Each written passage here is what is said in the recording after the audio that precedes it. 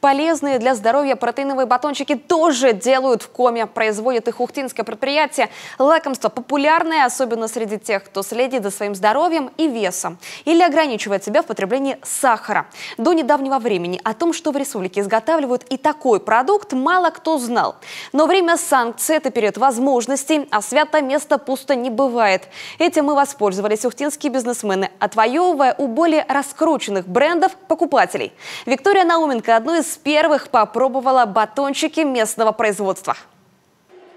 Пока купить такие протеиновые батончики в республике можно только в одном магазине в сетевом спортивном. Он есть в крупных городах республики. Но планы у производителя наполеоновские – войти в федеральные продуктовые сети. Для этого уже сделано немало. В последние месяцы предприятие плотно сотрудничает с российскими производителями сырья, делится директор организации. Вячеслав Завальнев – большой любитель спорта и полезных перекусов, а потому хорошо разбирается в том, что делает. Качество продукта ухтинец оценивает и контролирует лично. И это несмотря на то, что основное производство в Санкт-Петербурге. Так удобнее с точки зрения логистики.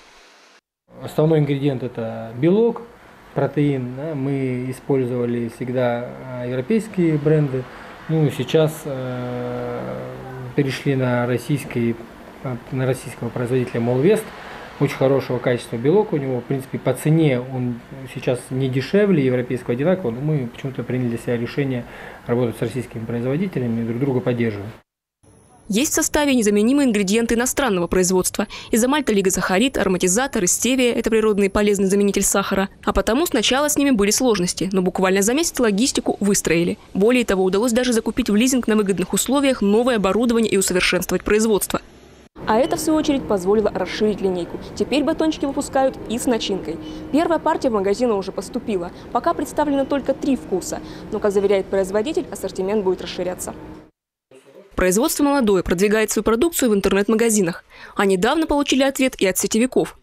Пытались попасть в другие федеральные сети, там всем они нам известны.